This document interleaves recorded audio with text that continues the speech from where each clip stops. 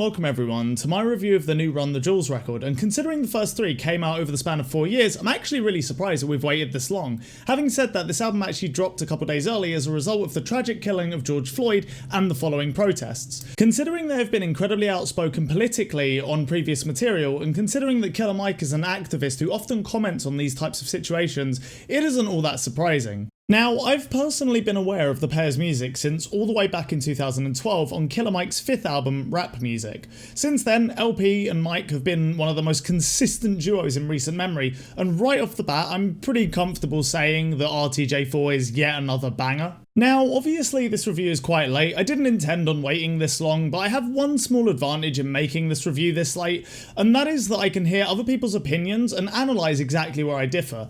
Interestingly enough, nearly everyone I've spoken to is of the opinion that this kinda just feels like another RTJ record. I can somewhat understand this because it definitely isn't reinventing the wheel, but at the same time I think you could level the same criticism at a band like Converge, who have essentially been writing gnarly metalcore rages for the last 2 decades and have maintained critical acclaim the entire time. I also feel like this record has its own flavour and contains tracks that I think involve Mike and LP trying out new ideas. Right out of the gate, I don't think RTJ have ever rapped on anything as in your face as Yankee and the Brave. That's immediately followed up with Ooh La La, which has to have one of the jankiest and most off-kilter hooks I can think of on an RTJ record.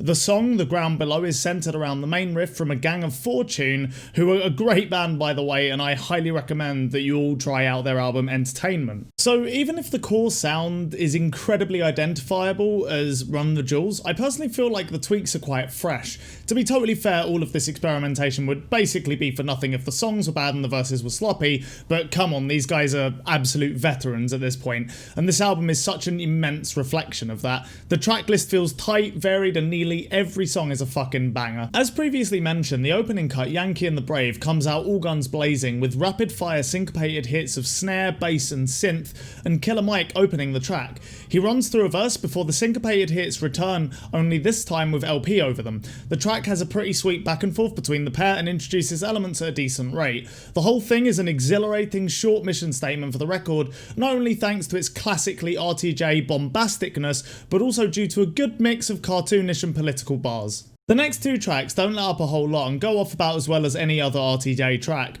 although I have to say when I first heard Ooh La La I thought it sounded a little clunky and a little underwhelming, but fortunately that feeling passed after hearing it in context with the whole album.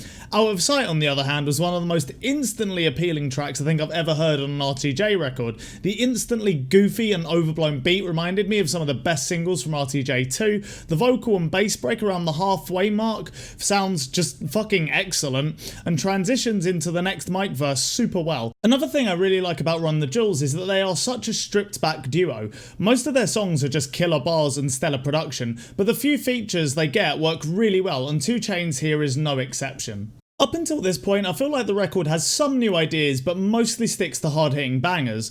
After the song Holy Calamafuck, I feel like there is a distinct shift in tone. Walking in the Snow is a stellar example, featuring a slightly more minimal and cold instrumental. It's got a great hook thanks to Gangsta Boo, but the real jewel of this track has to be the incredibly heartfelt verse about the oppression of black people in America. It features a line from what I understand was written before the murder of George Floyd that illustrates how ever-present these issues are. The whole track really reminds me of the best parts of RTJ3.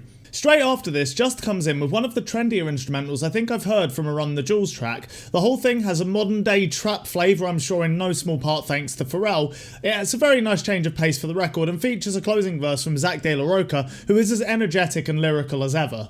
Never Look Back and Pulling the Pin strike me as pretty similar, with swirling background synths and a slow building structure. This all combined with a sinister sound and a more serious lyrical tone makes for a compelling set of tracks. Pulling the Pin focuses on capitalism, whereas Never Look Back is a much more personal song in which the duo talk directly from personal experiences. In contrast to the tone of the end of the record sits The Ground Below, which, true to its Gang of Four sample, is an energetic ride with some weighty brags such as this pretty hilarious and over-the-top Hitler line. It's not one of my favourites in the track listing, but it is nice to have a change of pace in the back half.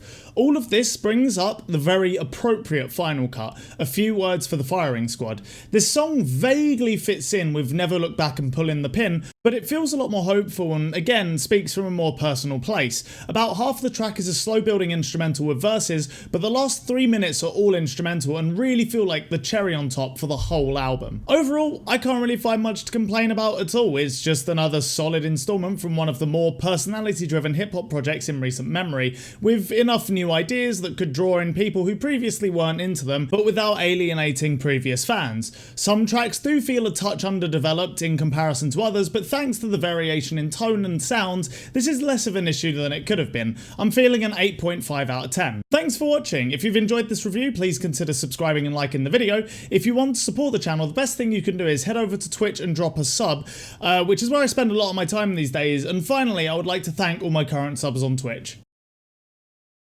It's a nice change of pace for the record and features a closing verse from Zach De La Roca, who is...